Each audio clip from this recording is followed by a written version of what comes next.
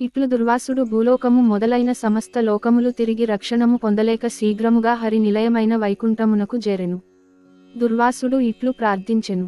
జగన్నాథ, బ్రాహ్మణ ప్రియ, మధుసూదన, సుదర్శన చక్ర సంభవమైన మంటలు నాపైన పడకుండా రక్షించుము. ఓ విష్ణు, సూర్యకోటి సమాన కాంతి గల ఈ ఘోర చక్రము నన్ను చంపుటకు వచ్చుచున్నది. నివారించుము స్వామి, నివారించుము.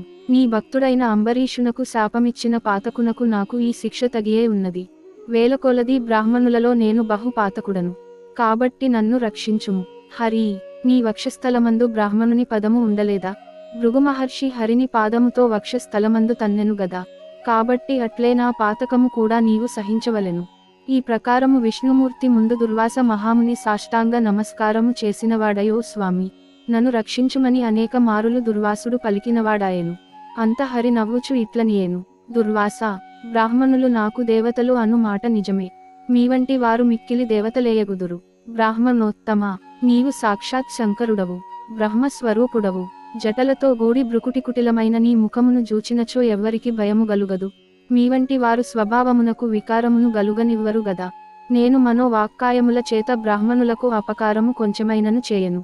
ఆ సంగతి నీకు తెలిసియేయున్నది గదా. దేవతలకు, బ్రాహ్మణులకు, సాధువులకు, గోవులకు సుఖము కొరకు ప్రతియుగమందు నేనవతరించుచుందును. దుర్వాస, నీవు సాధు నిందితమైన కర్మను ఆచరించితివి. అంబరీషునకు కారణము లేని శాపమునిచ్చితిని. అంబరీషుడు మనోవాక్కాయముల చేత శత్రువునకును అపకారమును చేయదు. సర్వభూతములయందును నన్ను భావించుచు చరాచరములందంతటను నన్ను జూచుచుండును. అట్టి వానిని వృధాగా నీవు అనేక బాధలు పెట్టితివి. ఇది నీకు తగునా?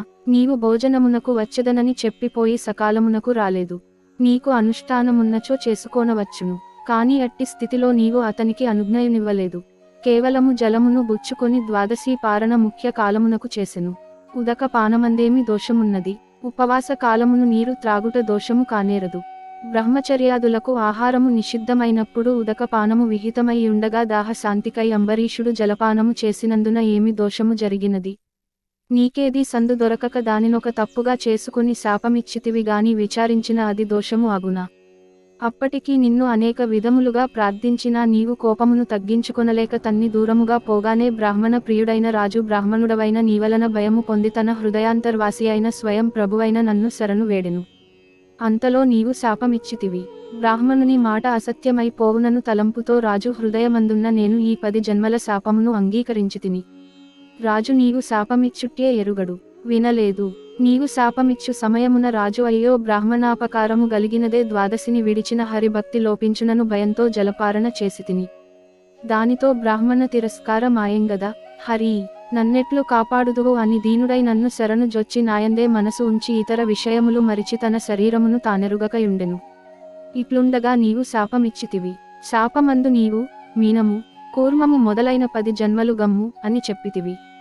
అప్పుడు భక్తుల బాధలకు నివర్తకుడైన నేను అతని హృదయమందు నివసించి అతని చెవి వలన నీవిచ్చిన శాపమును వినుచు భక్తునికి అన్యాయముగా శాపము గలిగెను గదా, దీనినెట్లు చేయుదును అని ఆలోచించితిని. బ్రాహ్మణుడి మాటను సత్యముగా చేసితేని నా భక్తునికి అనిష్టము గల్గును. శాపమును నివారించితినేని బ్రాహ్మణ వచనము సత్యమగును. కాబట్టి బ్రాహ్మణ వాక్యము సత్యమగుటకు భక్త రక్షణమౌటకు ఆలోచించి నీవిచ్చిన శాపములను నేను స్వీకరించితిని. భక్తులకు కల్గిన అంతులేని మహా కష్టములనన్నింటినీ నేను హరింతును. నా భక్తుడు ధర్మాత్ముడు, సమస్త భూతములయందు సమబుద్ధి కలవాడు. అట్టి విషయమును ఎరింగియుండియు నీవు అధర్మముగా శాపమిచ్చితివి.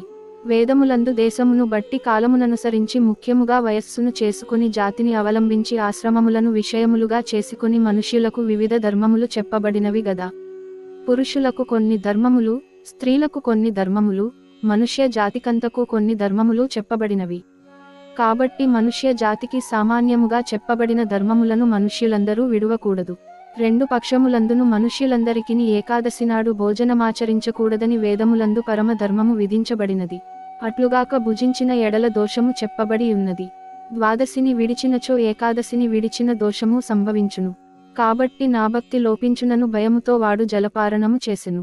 ఇట్లుండగా నీవు వృధాగా విచారించక శాపమిచ్చితివి గదా. అంతట విరమించక తిరిగి శాపమిచ్చుటకు ప్రయత్నించి నీవు నోరు తెరుచునంతలో దుర్వాసుని మాటను అసత్యము బొందించతగదు అని తలంచి నేను చక్రమును పంపితిని. అనగా శాపమిచ్చిన గ్రహించువారు లేరుగాన శాపము వృధాయగునని తలంచి నివారించు భావముతో చక్రమును పంపితిని. బ్రాహ్మణోత్తమ, దుఃఖించకుము. అంబరీషుని విషయమై నీవిచ్చిన శాపము నాకు వరమాయెను. నేను ఈ రూపములను ధరించి అవతారములను ఎత్తవలసి ఉన్నది. నేను ఈ కల్పమందు ప్రళయమందు జగత్తు యొక్క స్థితి కారణము కొరకు శంఖాసురుని సంహరించుటకును, మనువును రక్షించుటకును పెద్ద చేపనగుదును. దేవదానవులు సముద్రమును మదించు తరిని సముద్రమందు మునిగిన మందర పర్వతమును నా వీపున ధరించుటకు తాబేలునగుదును. హిరణ్యాక్షుని సంహరించుటకును, భూమిని ఉద్ధరించుటకును నీలాద్రితో నల్లకొండతో సమానమైన పందిని అగుదును.